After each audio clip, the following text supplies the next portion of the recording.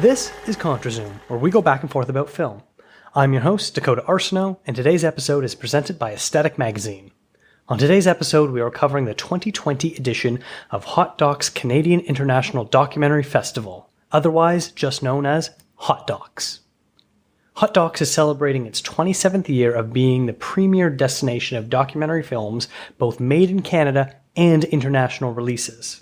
Sadly, this year the festival wasn't able to have its usual routine of airing movies at its home base in the beautiful Hot Docs Ted Rogers Cinema located at Bloor and Bathurst due to COVID-19. Instead, they pivoted and offered Hot Docs at Home, a system where you could purchase credits to watch the movies in the comfort and safety of your own home, with the selection also being available to stream for free on CBC Gem, with some getting aired on TV as well. Documentary filmmaking has always been the most important movement in cinema, shining a light on issues and people that don't normally get to tell their stories. Documentaries take many shapes, from fly on the wall, to talking heads, to the documentarian being a subject on or off camera following the narrative. Documentaries can have title cards to fill viewers on unsaid details. They can be partially or fully animated, have reenactments, and feature multiple points of view. I was fortunate enough to be able to watch some of the films that were in this year's festival. I decided to stick to a theme of documentaries about music or film, my two biggest passions. I decided I didn't want to go alone on this journey either, so I brought on some guests to help me discuss the films. First up, I'm joined by Nathan Sizemore and Katey Cottrill from the I Hope You Suffer podcast to discuss Leap of Faith, William Friedkin on The Exorcist, a film that Norm Wilner from Now Magazine listed on his top 10 must-see, saying, Alexander O'Philippe's idiosyncratic looks at the making of Psycho and Alien have me looking forward to his latest investigation of a horror classic, and nearly half a century after its release. The Exorcist still repels and compels in equal measure with its verite cinematography, its ambiguous narrative, and its weighty Catholicism, and Friedkin is a hell of a storyteller. Later, I will be joined by Alex Burke, a music fan, to talk about two music-related docs. We chatted about Keyboard Fantasies, the Beverly Glenn-Copeland story, and Dark City Beneath the Beat, a movie that made BlogTO's list of buzziest films of this year's festival, saying, Issa Rae helps to co-produce this film that captures the subculture of Baltimore's legendary club scene from the DJs, producers, dancers, creators, and activists who are a part of it.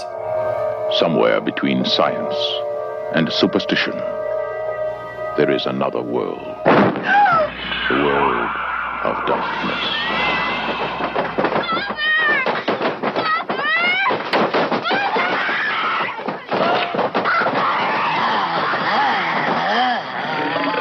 Nobody expected it.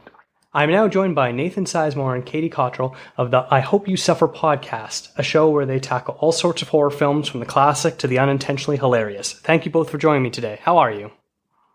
Good. Thanks for having us. Yeah, good. Thank you. Awesome. So we are here to talk about the documentary Leap of Faith, William Friedkin on The Exorcist, directed by Alexander O'Philippe. And the synopsis of this is, a lyrical and spiritual cinematic essay on The Exorcist explores the uncharted depths of William Friedkin's mind's eye, the nuances of his filmmaking process, and the mysteries of faith and fate that have shaped his life and filmography. I guess before we jump into the discussion on this movie, what was your history with The Exorcist? Nathan, we'll start with you. I say I probably saw it the first time when I was maybe like 14. Just per the time in the 90s of going to Blockbuster and renting horror movies as I was like kind of getting into them as a teenager. It's definitely a movie I adore. I feel like it's a movie I can't watch all the time though because it's intense. Like it's not one that you just put on for there's like a comfort movie. But yeah, I love it. It's obviously one of the best horror movies ever made. And it gets that kind of title as like one of the scariest for a reason. I found like it's great. And I found, just real quick, just to jump in, like, or say something, this is, I think, one of the best documentaries I've seen based about The Exorcist as well. Interesting. Yeah, that's something I kind of want to end up discussing a little bit later. But Katey, what about you? What is your history with the movie The Exorcist? This is actually one of my favorite movies. So when I found out we were going to watch the documentary, I was really, really excited. I actually read the book before I had seen the movie. I don't know how old I was. I was in middle school. 100% should not have been reading this book at the age that I did. But I just remember reading it, and it was, you know, I don't know. I at the time, obviously, really liked the character of Reagan because she was like a young girl dealing with all of these, you know, things. But I liked the book so much that I bought the book on tape because this was the 90s and we just had tapes. And I just remember listening to it over and over again. And then when I found out there was a movie, I immediately also rented it, and it really quickly became one of my favorites. And it's weird because I personally am not a fan of like Exorcist movies, like as a genre, but for some reason this one just really, really spoke to me. And I grew up in Northern Virginia, so I've been to DC a lot, I've been to Georgetown a lot. So I think that has, you know, seeing all those like colonial brick houses and all that stuff has like a really real sense of nostalgia for me, which kind of like makes the movie when I watch it. I wouldn't say that most of it's a comfort movie because, like Nathan said, there's a lot of really intense, uncomfortable things that happen. But that beginning, you know, when everything's happy and they're just like walking around, I love it. And then also the theme song for this one, I think it's called Tubular Bells, is like my favorite iconic like horror movie theme song. So yeah, to sum it up, it's one of my favorites for sure.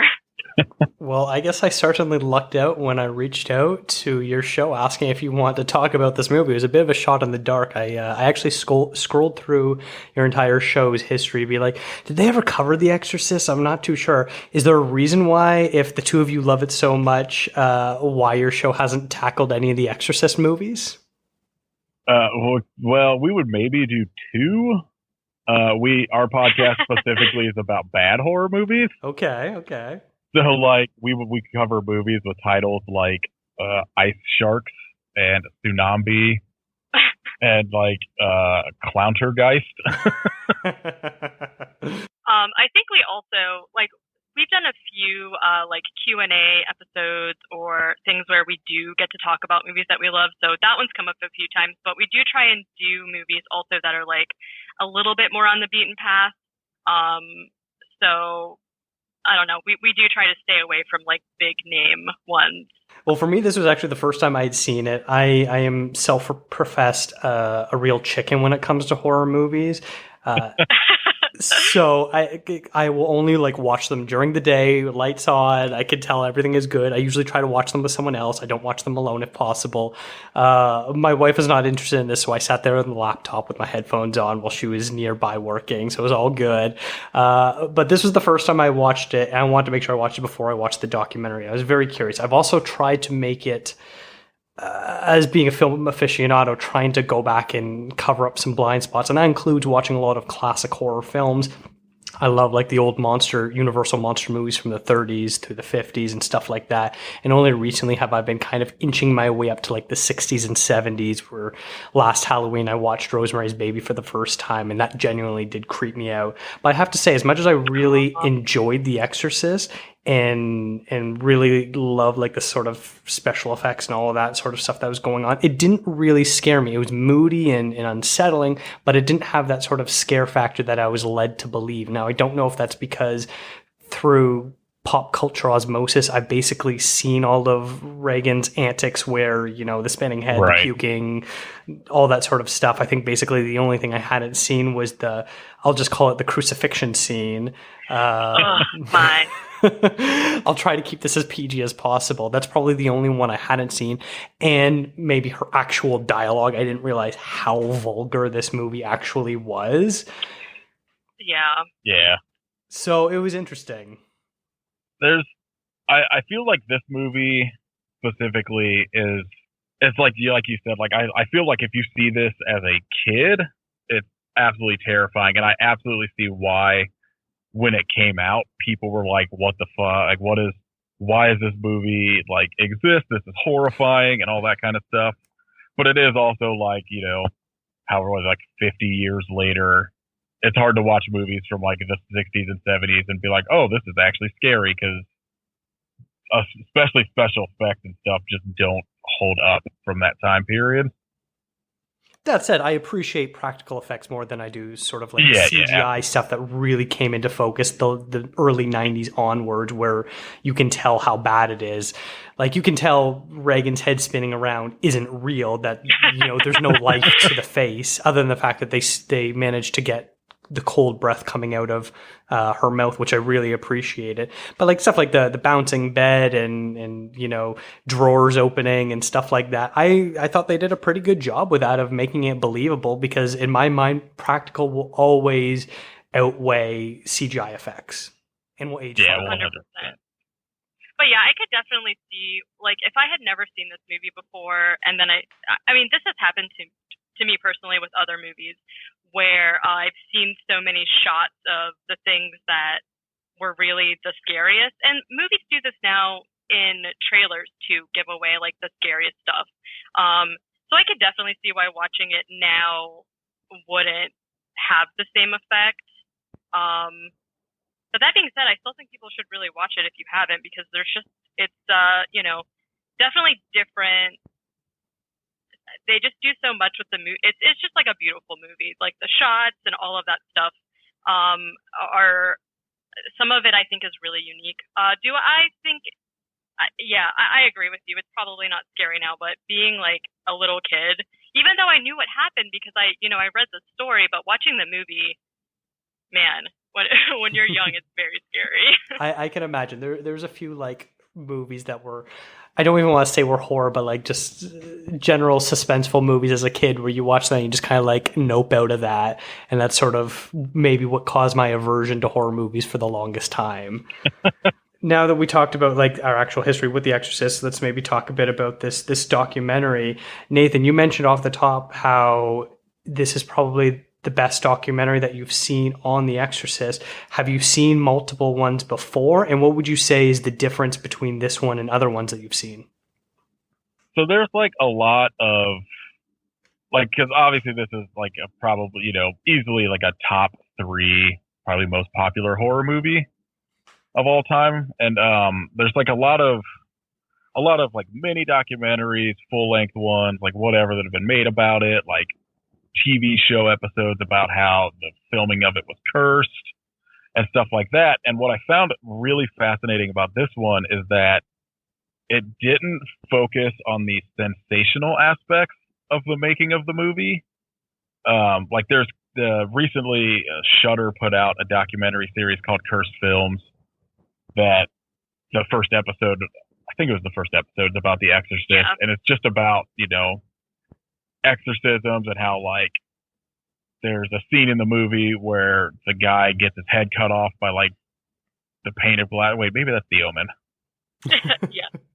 I can't remember which, but like, I don't know. They talk about just like how, you know, people sign on to these movies and then they die, or like, you know, have things happen to them. And like, there's obviously like a curse going on with them. And like a lot of Exorcist stuff focuses a lot more on like the after or like post stuff of the movie, about like the sensationalism of what it did when it went to theaters and people being like terrified and like passing out and stuff when watching it, and people thinking that they were like the actual film had like a demon in it and all that kind of stuff. And what I found really fascinating was listening to William kind of explain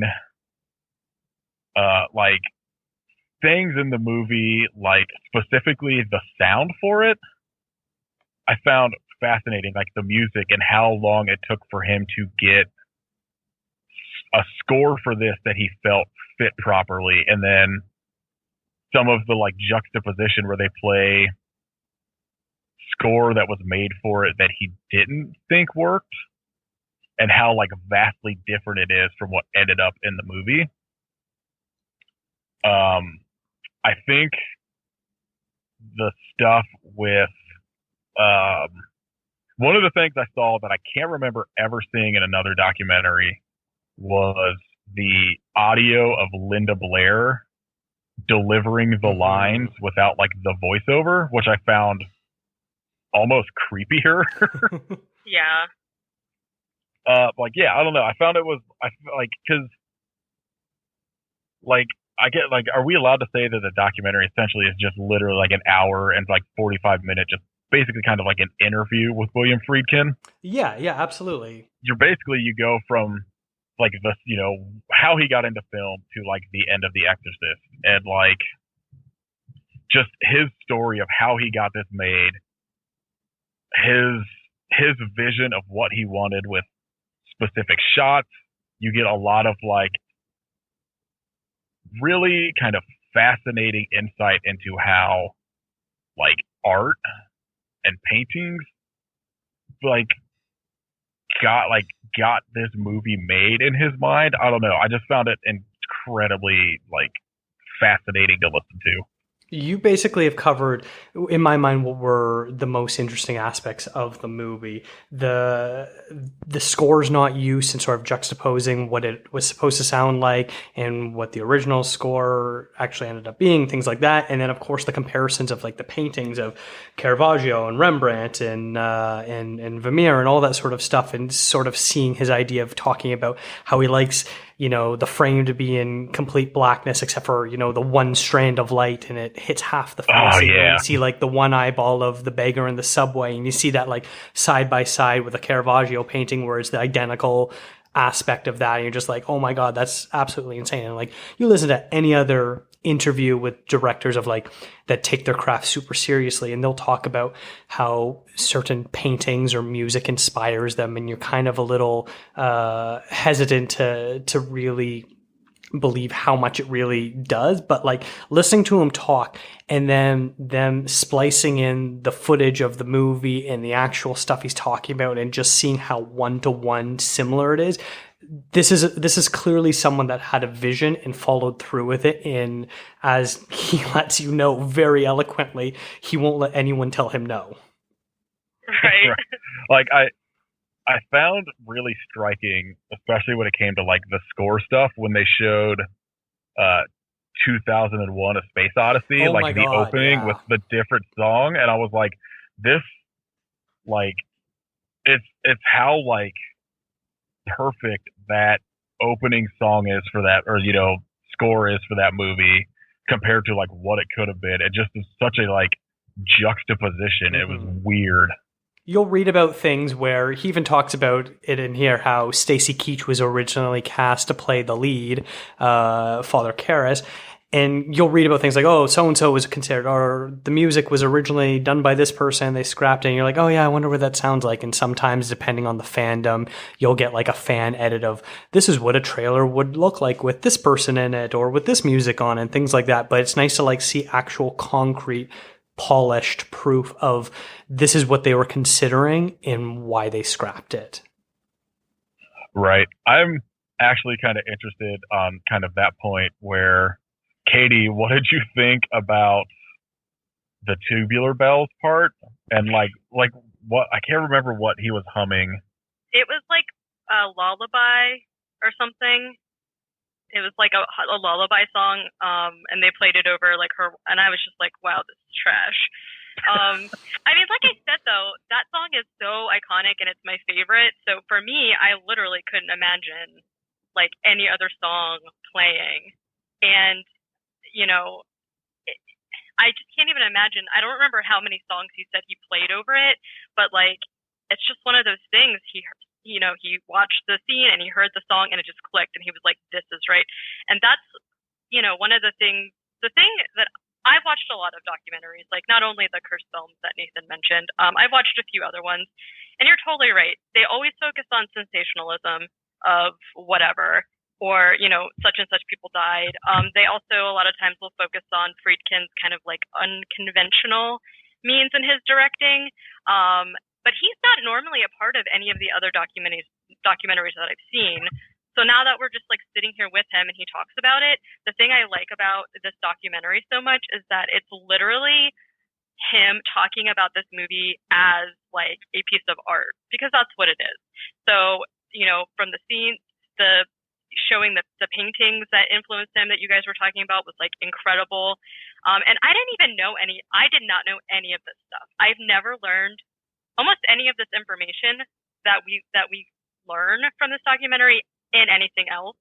And the fact that he, goes through, like, we tried this, it didn't work. We tried this, but it's just like at the end, you just really realize like how much a labor of love this movie was. And it's like, I don't know, it made me like appreciate what went into the movie so much more. Interesting. That's good to hear.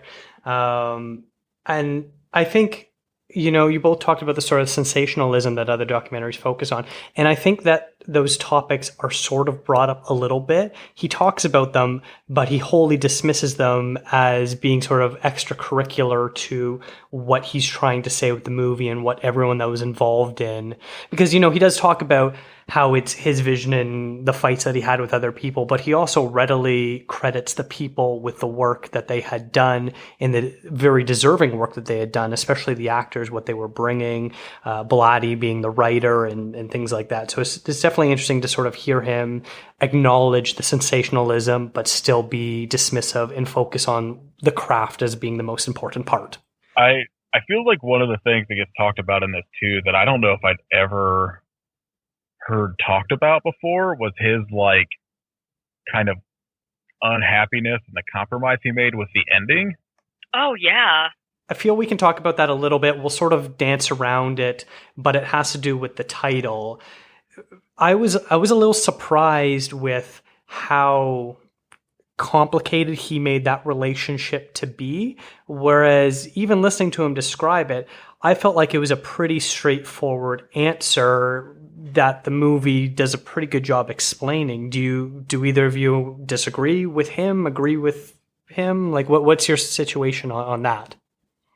I don't necessarily, I think I'm kind of ambivalent to either. Like, I feel like it's one of those things where regardless of what a director says, people are going to put whatever they experienced as like that's how this movie is supposed to be. It's kind of like, to a lesser extent, like the idea of is Die Hard a Christmas movie? Like, regardless of what you say, you're not going to change people's minds. So like, I feel like there's just, for me, the ending is what it is. I don't think I'd ever had any second thought about it. It's just how, like, what is in the movie. So for me, that's just, I don't know. Like, it didn't necessarily, what he says really affect how I view the ending, I don't think.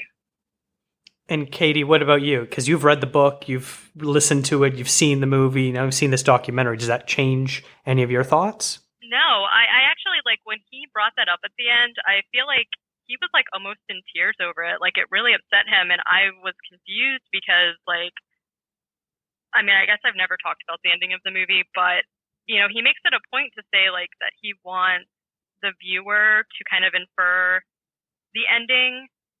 And yeah, exactly like Nathan, I just sort of took the ending for what it was. And I was like, okay, because, like, there's a lot of horror movies that you watch, it ends, and you're like, I have no idea what that was, like, what the ending means. And I think a lot of it is for personal, inference. But I don't know. I think the ending's fine.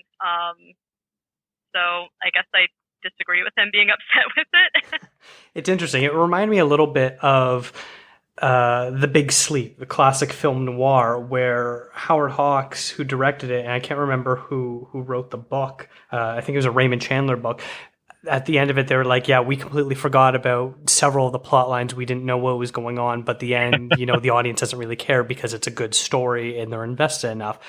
And I kind of feel that, like, Friedkin and Blatty are sort of on that same page where, like, oh man, we completely lost what the scope of the whole thing was. But as an audience member, like the both of you were saying, you just kind of accept it at face value when you understand what the message that they're trying to say, and it doesn't have to be more complicated than just what the ending is.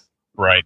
So I don't know. I don't want to spoil too much about the ending, because I think that's probably other than, sort of comparing the music and the paintings to the movie, it would probably be the biggest reason why people would want to check this out, especially if you are a fan of it.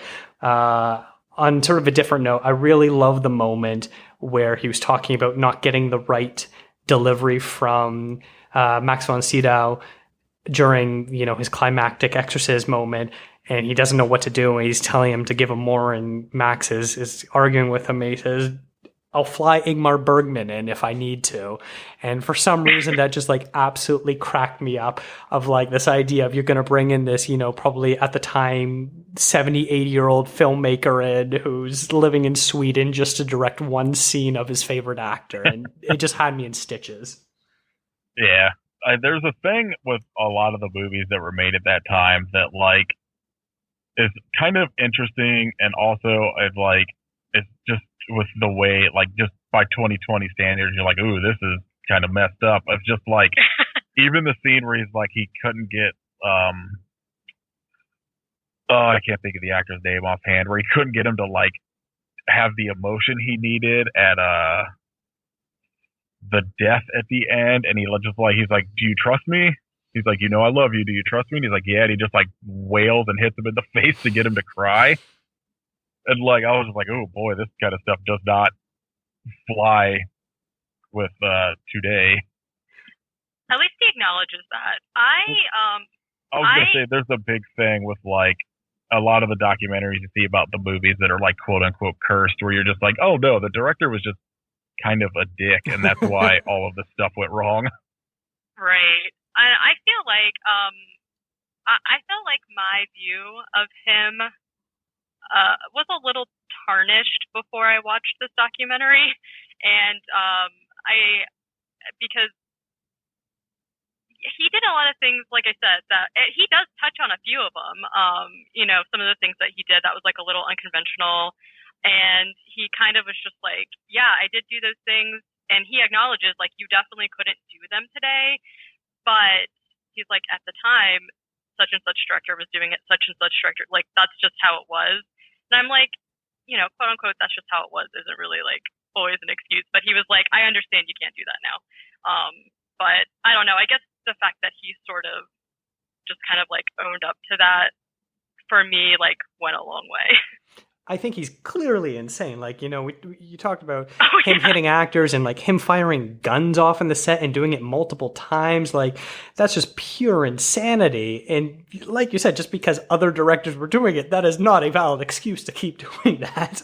And then also, they didn't talk about it at all in this movie, but when I was reading about sort of the filming, seeming like the total disregard for safety in regards to stunts, with both Ellen Burstyn and Linda Blair suffering permanent back injuries due to wire work that was faulty, is clearly something that should not have been allowed. And, you put all that together, and this is, a bit of a tyrannical director who doesn't know how to take no for an answer, things like that. But I guess kudos to him for being self-aware. Yeah, I mean, there's been things where I think there was like a couple decade long period of time where Linda Blair like refused to talk about this movie because of kind of like PTSD stuff, which especially like I can't even imagine being like that young and then dealing with just the kind of heavy issues in this movie, and then also kind of like injuries and stuff that probably came along with it. Yeah, that's something that I think is a little bit tough to sort of grapple with as well. But I really enjoyed this documentary. I learned a lot. I quite enjoy listening to people talk about their craft. And when it was a director, when it's someone who is as succinct and as good of a storyteller as Friedkin is, it made it all the more enjoyable. Because I can't believe, like, I don't know, I imagine they filmed this over several hours. This ended up being, an hour 40 runtime. I wouldn't be surprised if he sat there and talked for 4 or 5 hours and they were able to edit it down. But still being able to so clearly tell all these stories one after another and remember the names of people involved and, the day-to-day filmmaking was quite impressive. And I think really elevates this film to being one of the better, behind the scene look documentaries, regardless of the genre. Yeah, it's great. It's a movie. I think if you're not necessarily a fan of The Exorcist, I still feel like if you're a fan of just filmmaking or films in general, it's worth watching, because I'd say like a good portion of it isn't super Exorcist heavy. Like about The Exorcist, but there's so much about his influence on like what he did with his filmmaking that like it made me want to dig deeper into kind of his filmography for movies I had not seen. Like, yeah, I totally agree with you.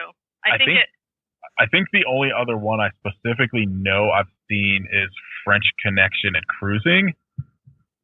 And so and they show like Sorcerer a lot in here, which I've never seen that I kind of want to see now. So I think I'm going to do like a deep dive now after watching this into some of his other movies. Yeah, I totally agree with you. I think even if you don't even if you don't, not specifically if you're not a fan of Exorcist, but even if you don't like horror movies at all, I definitely think it's worth watching because, like you said, like overall, it really is just about like his process, and the movie that they picked was The Exorcist, and it's just like I think if you just like movies at all, you'll really appreciate just like the deep dive. You're just like in this guy's head. It's crazy. Yeah, I would say the only caveat being if you have not seen The Exorcist first, but you do want to watch it or are interested in watching it, I would make sure you watch that beforehand because he very deeply goes into the ending and a whole bunch of things and would completely spoil a lot of the surprises that the movie has. Yeah, that's true. That's definitely true. But if you're say someone like me who, you know, if it wasn't for this documentary, I wouldn't have watched The Exorcist. And if I saw this on, you know, on Netflix or whatever, and was like, yeah, I'll watch a documentary, I'm hearing good things about it, I would be 100% engrossed by everything that was happening, regardless if I had seen The Exorcist or not. Yeah, definitely. So I think the last question I want to ask is, you know, after seeing Leap of Faith, has it changed your thoughts or perception on the whole for The Exorcist? Katie, I'll start with you. Yes. I think I accidentally answered this earlier, but I mean, The Exorcist was already one of my favorite movies, just plain and simple as a movie. But now it's like, it's hard to explain. I mean, I appreciate it a lot more because of all of the thought and intent that went for it. And there's like a point in the documentary, he was explaining something and he was like, I don't think you would you would like notice this unless I told you this. And I'm like, oh my gosh, you're right. And so like rewatching it after having seen, you know, sometimes when we see like behind the scenes things for certain movies or whatever, it kind of spoils it. Like maybe seeing what your favorite voice actor looks like and you're like, oh, that's not what I thought they looked like. But for me, this like elevated it because everything I liked about it to begin with, like the shots, the music, everything, I appreciate so much more knowing like why they happened and where they came from. Wow, that's good to know. And what about you, Nathan? I don't think it necessarily changed my perception. I think sort of along the lines of what Katie said, I think there were things in it that just made me appreciate the art and like craft that went into the actual filmmaking more. Like a lot of the stuff, like we said earlier, like the influence from kind of like paintings that like they kind of show juxtaposed to the actual shots in the movie, I kind of really liked. And then it made me appreciate just the score like so much more because of how vastly different it could have been. That could have possibly just like ruined the entire movie. Right. Excellent. Well, I agree. I think I agree with Katie more so because like for me, I watched the movie and I sort of was appreciating what it was doing, but seeing things like a good chunk at the beginning of the documentary, they go over basically shot by shot the whole northern Iraq section of the movie, which starts it off, and seeing how it basically lays out the entire theme of the movie with almost no dialogue, and the way he was choosing his shots for that was something that really hit me hard as far as the amount of care and craft that went into it, and definitely made me want to basically rewatch The Exorcist as soon as I finished the documentary. Right. I agree. Well, I want to thank both of you today for joining me, Nathan and Katie. What can listeners expect coming up for I Hope You Suffer, and what's the best way to follow the show? Oh, man. Coming up, we've been doing Gnome horror movies this month. When this drops, we'll have dropped a Vern Troyer movie called Gnome Alone. So look forward to that. Spoiler alert, is the movie any good? Nah. No. It's just kind of depends on what you like in horror movies. We generally do kind of, I don't want to say bad movies per se. We definitely come across that are just some really, really just god awful movies. But we try to cover stuff that like isn't a major release movie. We just kind of will like stumble across like a low budget movie or something on like Prime or Shudder or whatever, and we try to do stuff like that. I think last month we were trying to do. Oh yeah, never mind. Like, last month we were trying to do the worst movies we could find. So like lowest rated movies. Yeah. So yeah, like it's just stuff like that. It's I hate saying it, but essentially it's kind of a comparison. It's just a horror version, sort of like how did this get made? But you can find us. We're on pretty much any podcast platform you have. You can follow us on Twitter at I Hope You Suffer and Instagram at I Hope You Suffer Podcast. Those, I think we're only on those two things, and then just whatever, Spotify, iTunes, Stitcher, all that stuff. We're on all of it. Well, awesome. Nathan and Katie, thank you so much for taking the time to talk with me. Yeah, Thank thanks you. for having us. Hi, my name is Ryota Masuko. I own a small record shop based in Japan. I've been listening to a lot of folk, jazz, and ethnic music of the world, and now I arrived to your music. I was the first time listening to your very early cassette tape, Keyboard Fantasies. It was a very emotional experience for me. Do you have stock copy of Keyboard Fantasies? I would like to buy this if you have. That's it. Let it go now. And now I'm joined by Alexander Burke, who is joining me to talk about two films that we watched through Hot Docs that involve music. Alex, thank you so much for taking the time today to talk to me. Thanks for having me. All right. So we watched two interesting movies. The first one, Keyboard Fantasies, the Beverly Glenn-Copeland story, which was directed by Posey Dixon. I'll give a brief plot description. As a sci-fi obsessed woman living in near isolation, Beverly Glenn-Copeland wrote and self-released Keyboard Fantasies in Huntsville, Ontario back in 1986.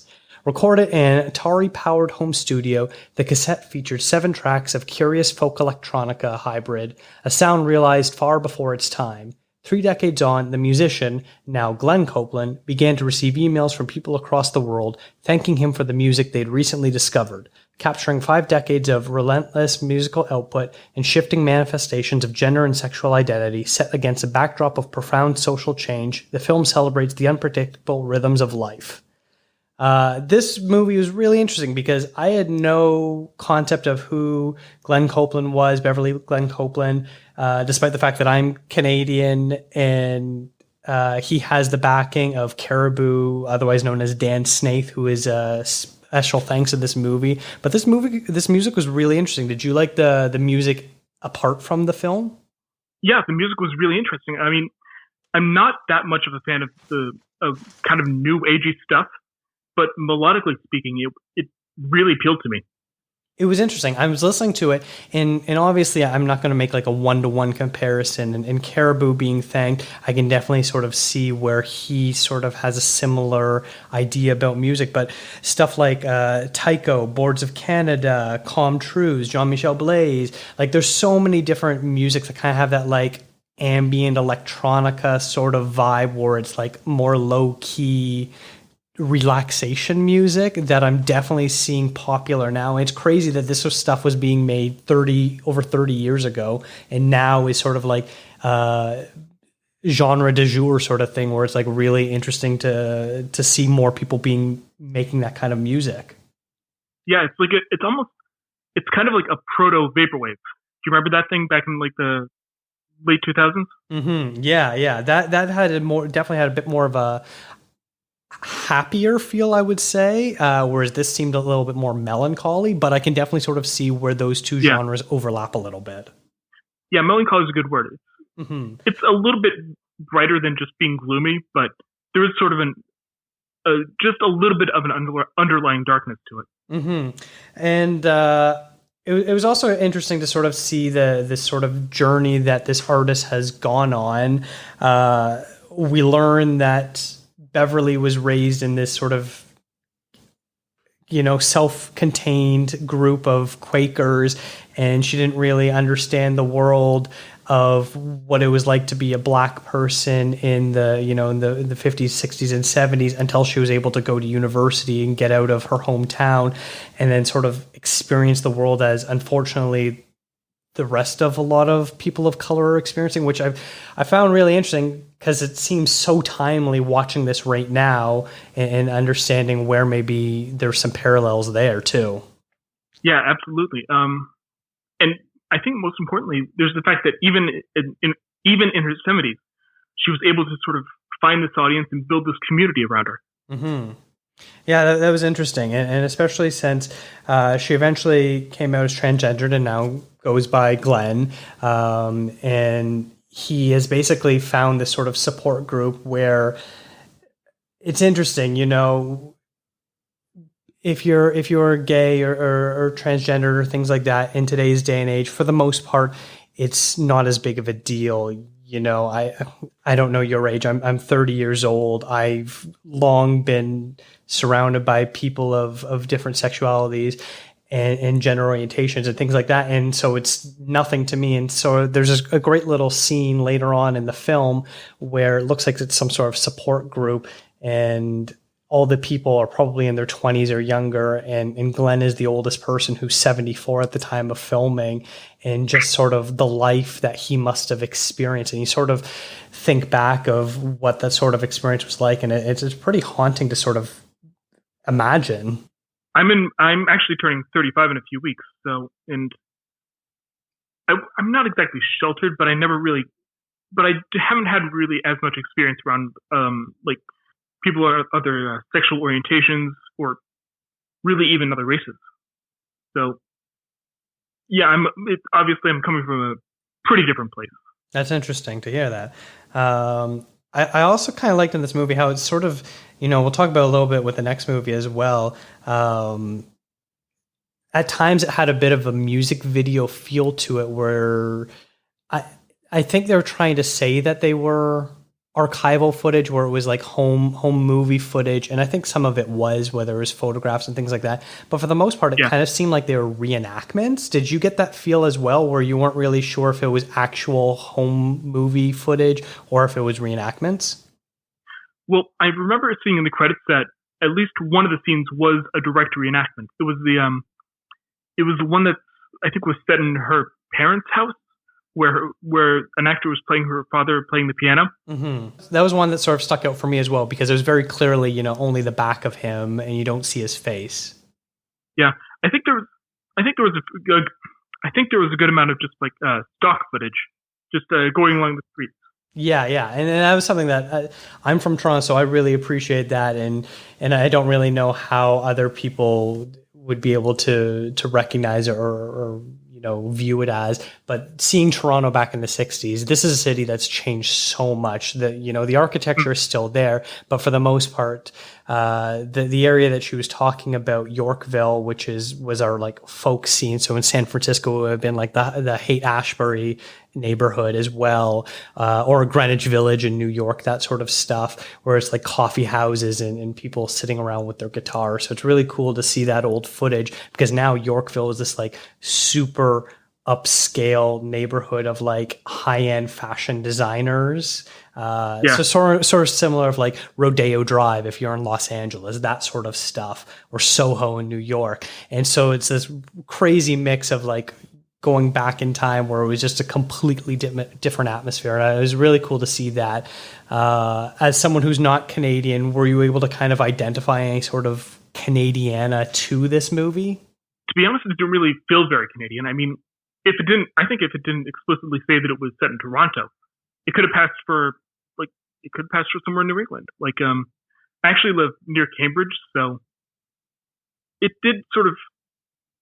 I definitely got that kind of feeling, even though it's completely different country, completely different city. Interesting. That's good to hear that. These notes are made from our intestines. These colors from our bloodlines. Our dance steps are just our tears in portable form. And because Vicious Days have gone platinum, made all our songs go ruby. We extra with the red to set the rainbow off after the storm. Fat ain't gonna be enough to describe this to a friend. Our eyes just in time to witness a chorus of metamorphosis. Woe to those trying to stop these killer African bees from making honey. Our babies, with their smiles, are our actual masterpieces. We just a franchise of the very beginning. When it was said, let there be light, lovers that can't help ourselves. Creators, creating and creating. Amen. Now, we watched a second movie, which was called Dark City Beneath the Beat, which was directed by T.T. the Artist. And the plot is Dark City Beneath the Beat is an audio-visual experience that defines the soundscape of Baltimore City. Inspired by an all-original Baltimore club music soundtrack, the film spotlights local club artists, DJs, dancers, producers, and Baltimore's budding creative community as they are realizing their life dreams. From the city's social climate to its creative LGBTQ community, Dark City Beneath the Beat showcases Baltimore club music as a positive subculture in a city overshadowed by trauma, drugs, and violence. This movie was really interesting for me because it was just brimming with performances where I talked about in the last movie how parts of it kind of seemed like it was music video-like. About half this movie was basically a music video. At least half.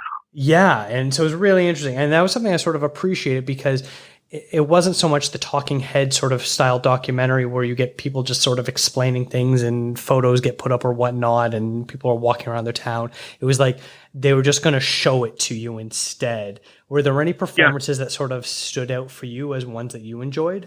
I was really struck by the one thing that we highlighted the Baltimore club dance with like the was it the all yellow scene? Yeah, and some of the moves sounded a little bit familiar, like the SpongeBob, the Cherry Hill, but I never really had any context behind it. And I mean, it was so full of life. And I think that's the thing for me. I don't know if I've like directly listened to this music, but like some of it sounded familiar, and being able to just see the energy that sort of came through it. It reminded me a bit of like sort of like the late 80s, early 90s B-boy, B-girl movement where it wasn't just about the music. It was, the break dancing as well. It was about the graffiti art as well. It was about how you can encompass the entire community of different artists, and that's what the genre is. It's not just the music. Right. I mean, and this is just one city's culture. I mean, it could be a totally different thing up in D.C., up in Detroit, out in New York. Yeah, but the one thing that I don't want to say it bothered me, but the one thing that really struck me was it didn't have there was this lack of cohesion to it. Like it kept jumping around from scene to scene and from plot line to plot line. Yeah, I agree with that too. I enjoyed it immensely, but I felt at times that I was forgetting who was talking and what their relationship to the movie was. And I also feel like there's sometimes just a lack of information. And I understand that it was more of show, don't tell, but I still would have preferred a bit more of a history of how did the genre start and things like that, or maybe how did it evolve into what it is today. I was also really looking for more of a history. I mean, not really knowing anything about it. So it felt very insidery, like it was a Baltimore club movie made for the Baltimore club scene. That's an interesting way of putting it. And yeah, I kind of feel similarly where it was meant to celebrate the community, but it felt a little insular at times, which I don't know if that was its intention or not, but I totally get where you maybe feel that way because I'm on that same spectrum too. Mm-hmm. Yeah, and going back to what you were saying earlier about how the Beverly Glenn Jackson movie kind of Beverly Glenn Copeland, was sort of a reflection of the times. Dark City was much more of that for me. Yeah, absolutely. There's a sequence in this where the murder of Freddie Gray is reinterpreted as animation, and everything that's going on with all the protests about police brutality and things like that, you can't help but link these two together right now. Yeah. But at the same time, I don't know if this is the right word, but it's a very comforting movie. Like, in spite of all this tragedy, in spite of all this horrendous action, you can see that life still goes on. Mm-hmm. I think that's a very succinct way of putting it, because I agree. This is a community, my knowledge of Baltimore is, unfortunately, for better or for worse, based on watching The Wire. And so, you see the crime and the drugs and all that. Listen, sort it's of better stuff. than mine. Yeah, my knowledge of Baltimore is basically just the seafront. Interesting. Like the area around the museum. Okay. And that's from a trip I took when I was in high school, like almost 20 years ago. I think that like a lot of it, you know the food scene in Baltimore because they're so seafood heavy and things like that, and that sort of reflects the culture. And they're close to DC, so it's that sort of suburb of Washington DC and things like that, where that sort of Baltimore's identity to the outside world. It's nice to know that on the inside they have their own thing going on, and despite the hardships that these people might be facing or the trauma that people might have experienced, that they have a way to express themselves in a creative and healthy outlet that pushes them forward beyond what you or I or anyone else might assume Baltimore or people living in Baltimore to be. It was really like heartlifting. Is that a word? Uplifting. We'll call it that. Uplifting. Even better. In spite of everything, I just feel it's a very positive movie. And right now, I think we need that kind of movie a lot right now. I agree. I think that's a good way of saying it too. It's one of the things where like I was watching it, I had it on my laptop, I had my headphones on because I didn't want to bother my wife while she was working during the day. And like I couldn't help but like kind of groove on my couch a little bit and be like, oh man, I could totally, like, it's weird. We're stuck in quarantine right now, and I'm not someone that normally goes out to clubs or goes out dancing and things like that. But I'm watching this movie, I'm like, man, right now I'd love to go to a club and just like friggin' dance and drink and be around friends and other people. And maybe that's just the quarantine talking, but it definitely made me feel really happy watching it. I mean, it didn't really make me dance, but I did start making some beats, like for the first time in a little while. Oh, interesting. You're a musician too? No, I played piano in like a sort of screw around a garage band, but that's the extent of it. That's pretty cool. And what sort of, is it stuff that was inspired by the movie or just like your own style and the movie just kind of like brought these ideas to you? Yeah, the movie really just brought it out. Back to the movie, I kind of appreciated how much like genres like disco, which started out in black and in queer spaces, this Baltimore club scene is basically the exact same. For the first half to 3/4, it seemed to just sort of be focusing on the black community, and then I was curious. I was like, this music really sounds like something you'd see hear in a gay club. And then they sort of brought in that element where the queer community was also involved in it as well, and how they bring so much color and life to it. I really appreciate that they're kind of bringing it all full circle and just sort of, bringing back once again that basically all dance music sort of comes from these places where people who have experienced hardships are looking for an escape. It doesn't matter what music, even if you look at something like punk, where it's just, people being angry about the establishment and wanting to let out energy. It sort of is the exact same sort of instances of how these music genres are created. It really is a music for the people. Yeah. So that was really awesome that we were able to watch these two movies. I'm glad I sent you a couple different options of screeners that I had. I'm glad you picked these two because I really enjoyed both of them. Do you have any final thoughts on either of these documentaries? I don't think I do. That's all right. Well, Alex, I really appreciate you taking the time to talk to me. Thanks again for having me. Yeah, of course. خليني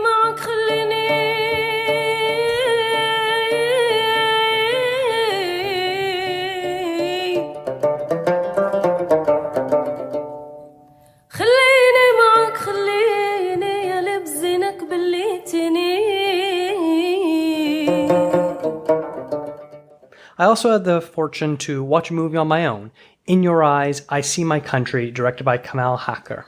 And the plot description is, Neda El-Kayam and Amit Cohen live in Jerusalem. Together, they create a band where they revisit and reshape their common Judo-Moroccan musical heritage. In life, as on stage, they grapple with this identity duality and attempt to heal the wounds of exile carried by their parents. In Your Eyes, I See My Country portrays their journey to Morocco. From one musical encounter to another, they reshape their perception of who they are and what to become, along with aspirations to consolidate bridges with the homeland of their ancestors. This was a great movie that focused a lot on music being this healing tool to be able to bring together people of different backgrounds, whether it's their ethnicity, their religion, the country that they're from, or anything else. Of course, with a music documentary of this subject matter, the thing that works the best is the musical performances. There is just so much going on, the life and passion you see when the musicians are on stage, and the interaction that they have with the audience is something that I'm really envious. And during this quarantine, I really wish I was able to go to a live concert and be able to feel that energy myself. But this movie also has a lot more saying on. You know, right from the very beginning, we hear from Netta, who says the idea of a Jewish woman who sings in Arabic is already an intensely political act, and that she's crossing these boundaries. And she tells the story about how, despite the fact that her native tongue is Hebrew, growing up in Israel, she learned Arabic and had to speak it in private and in silence and not let other people know because of the judgment that she might face from her peers, whether, you know, from her growing up or just the community as a whole. And that's something that's really tough and frustrating to listen to. But there really is a beauty in this music. It's basically a communal ritual, and it's as much as a prayer as it is about passing the stories down from generation to generation. It's very interesting. This couple travel to Morocco, and they talk about how their family is from there originally, and they're trying to retrace their past as far as their hometowns, and they bring their great grandparents, not passports, but documents, birth certificates, census results, things like that, to be able to kind of show what their background is and see if they can find more information from it. Netta is in the process of applying for a Moroccan passport as well, so that way she'd have dual citizenship, and they're able to visit these hometowns of their ancestors and find the elders of the community and ask them if they remember, you know, from 50, 60 years ago, were their families with this last name? Did you know them? What were they like? Where was their house? Where are their other family members buried? Things like that. So it's really beautiful going on there. And you can't help but watch this and just see how the issues that they're facing over there in the Middle East is so much going on over here in North America and other parts of the world as well. She's talking about this idea of borders and walls and how superfluous they are and keeping people apart and just tearing people apart. And the idea that how can you hate someone when you go in their home and you see them face to face and you play music together and you sing together? It's the same idea of how can you hate someone once you've eaten a meal that they've cooked for you? Things like that, where you just wonder where this disconnect is. But at the same time, Netta also sort of acknowledges her own internal racism and prejudice that she has. You know, she's talking about how growing up in Jerusalem, she was told that Arabic people are bad and she should be scared of them. And that was so ingrained in all the children. And then when she finally goes over to Morocco and she's in the market, and she's feeling this duality of feeling at home with her people, with her ancestors, but at the same time is still unsure of them and feels unsafe, despite the fact that there's no reason to actually feel unsafe. And the fact that she's able to acknowledge that is what makes her such a strong person, and will make her be able to get over that and understand where that came from and not pass that on to future generations, because it's that fear of the unknown of why people keep passing down these sort of prevalent thoughts. That is the issue with society as a whole. She even mentioned at one point that if there is no music, there would only be war, which is such a heady comment. You think about it, and it just sort of blows your mind that, you know, if there wasn't these simple pleasures in communication and dialogue between these different cultures, whether it takes the place of music or food or art or things like that, then you just constantly be fighting. But instead, you have this ability to come together and bond over that, and that's a really powerful one. This is a really interesting movie, and I do hope it sort of gets a bit wider attention. I haven't really seen it at any other list as far as important films to check out playing at Hot Docs, but it's one that I think is really interesting, and I hope it finds an audience. I want to thank Hot Docs for providing me with the screener links to the movies talked about on today's show. Please check out hotdocs.ca for more information about what is still screening and information on the movies talked about and much more. When the quarantine is over, please support local cinemas like Hot Docs Ted Rogers Cinema and catch a flick in person. Thank you to Nathan and Katie from the I Hope You Suffer podcast for joining the show. Make sure you give them a follow and listen to their podcast. And thank you to Alex Burke for coming on as well. Lastly, I'd like to share some feedback I've received from our last episode counting down the top 10 A24 films. Some comments I got included one from Reddit user IronTusk93 who said, "Just gave this a listen and I totally agree with everything you said about The Last Black Man, San Francisco. It's a really beautiful film in so many ways. As of right now, I think my favorite A24 is Hereditary, but I'd say it's in my top 5. It's hard to settle on a top solid 5 though, since there are so many great ones. Uncut Gems is also definitely up there." Well, I'm glad you are a fan of Last Black Man, San Francisco as well. I also got an email from Thomas Hodgkins who said, "I just listened to both of your A24 podcast episodes and I loved it. I learned a lot about the history of the company and loved hearing your favorites. My favorite A24 film, and one of my all-time favorite movies, is The Florida Project, and I was really surprised that out of the top 20 movies that were picked, it wasn't included. Lady Bird and Hereditary round out my top 3 A24 films. I think both films are future classics. I have seen all the films that were picked except The Last Black Man, San Francisco, so I'll definitely be checking that one out." Well, Thomas, I'm so happy that you wrote in, and thank you for sharing those thoughts that you had. And I really hope you enjoy Last Black Man as much as Iron Tusk 93 also does too. As far as ones that we missed, The Florida Project, it was just there. I know Royce and I had a few movies that we felt guilty leaving off. We both probably could have made top 20 lists that had no overlap as well. There are just so many great A24 films. The Florida Project would probably be the number one movie that didn't make my cut. I'm pretty sure it was like just outside my top 10. ContraZoom is presented by Aesthetic Magazine. I'd like to thank Eric and Kevin Smale for the theme music and Stephanie Pryor for the logo design. Follow the show on Instagram, Twitter, and Facebook at ContraZoomPod. Send any feedback you have to ContraZoomPod@gmail.com. And what sort of shows would you like to hear in the future? Let me know if you have any idea suggestions. I'd love to do something to please you. It would also be a great help if you would rate and review the show wherever you listen to podcasts, as it will help us grow and find new listeners. Thank you for listening.